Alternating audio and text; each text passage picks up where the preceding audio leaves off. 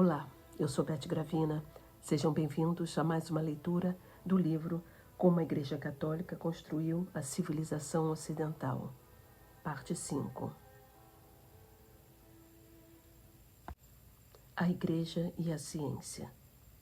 Terá sido apenas coincidência que a ciência moderna se desenvolvesse em um ambiente em ampla medida católico, ou houve alguma coisa no próprio catolicismo que possibilitou o seu progresso?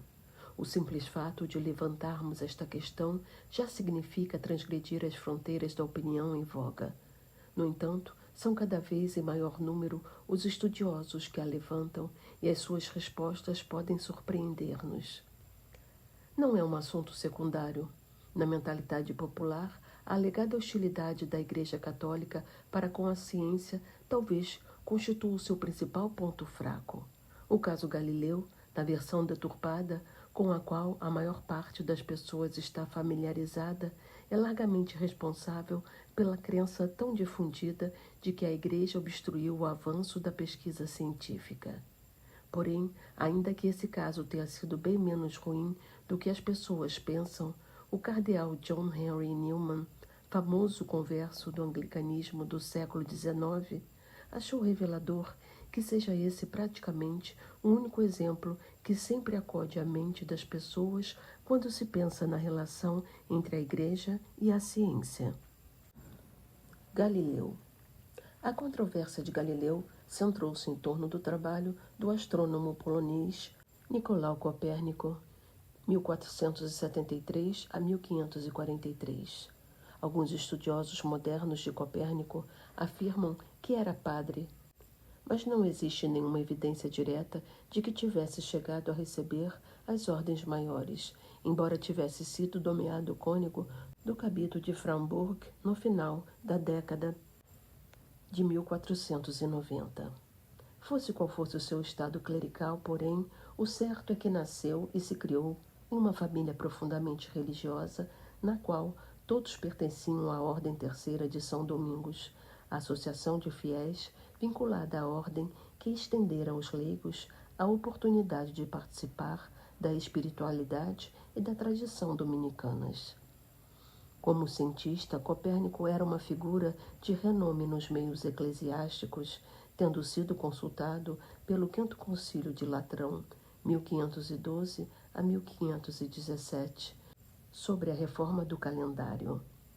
A pedido dos amigos, de colegas acadêmicos e de vários prelados que o estavam a publicar o seu trabalho, Copérnico acabou por ceder e publicou 6 livros sobre as revoluções das órbitas celestes, que dedicou ao Papa Paulo III em 1543.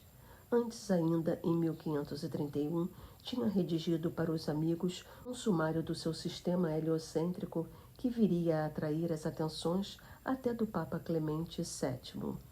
Este convidaria o humanista e advogado Johann Albert Widmanstadt a dar uma conferência pública no Vaticano sobre o tema, ficando muito bem impressionado com o que ouviu.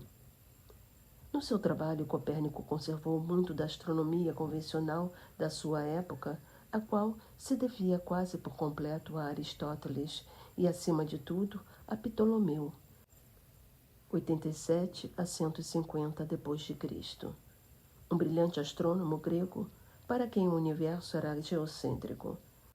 A astronomia copernicana partilhou com a dos seus precursores gregos alguns aspectos, tais como a perfeita esfericidade dos corpos celestes, as órbitas circulares e a velocidade constante dos planetas, mas introduziu uma diferença significativa ao situar o Sol, ao invés da Terra, no centro do sistema.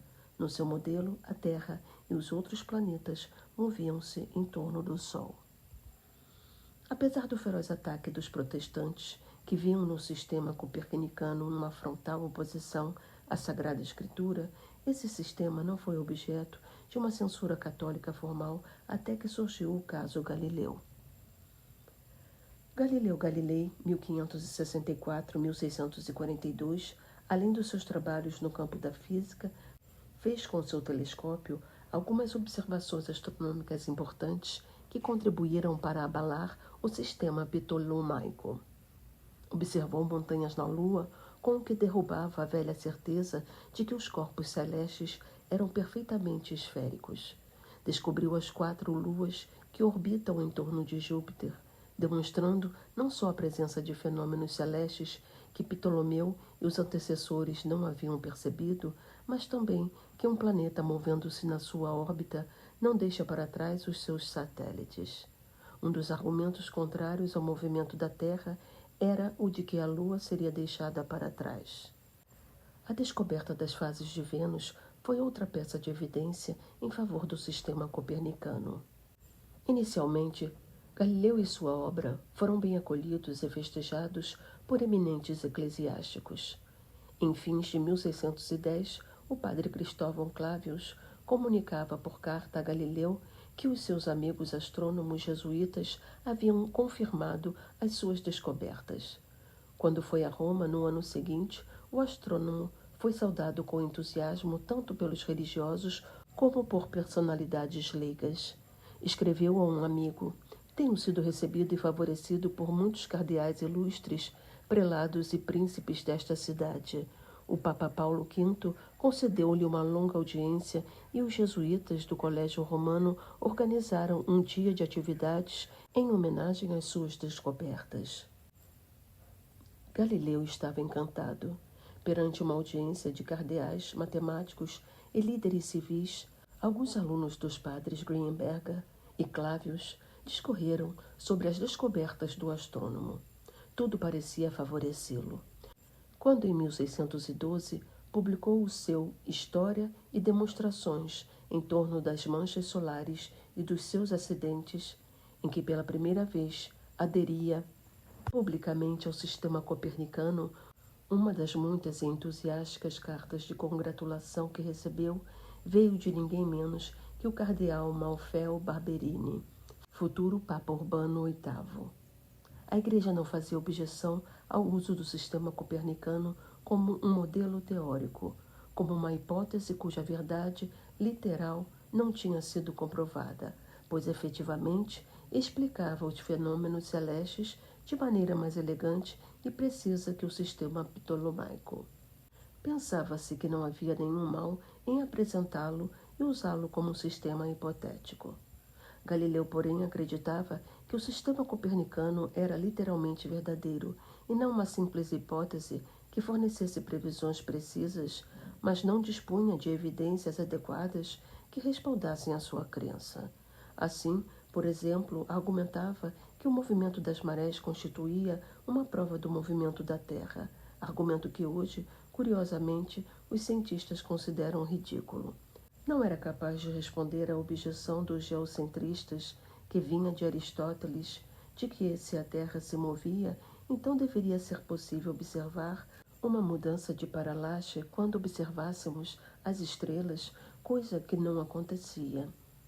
No entanto, apesar da falta de provas estritamente científicas, Galileu insistiu na verdade literal do sistema copernicano e recusou-se a aceitar um compromisso pelo qual o copernicanismo deveria ser ensinado como hipótese até que pudesse apoiar-se em evidências conclusivas.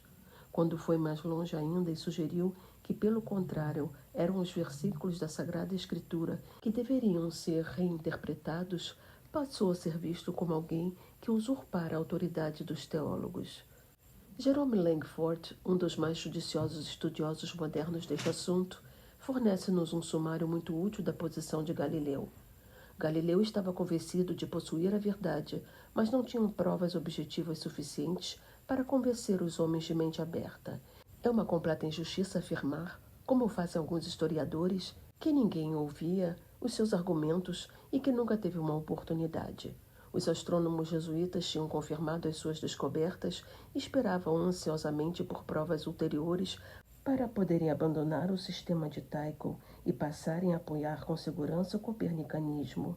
Muitos eclesiásticos influentes acreditavam que Galileu devia estar certo, mas tinham de esperar por mais provas.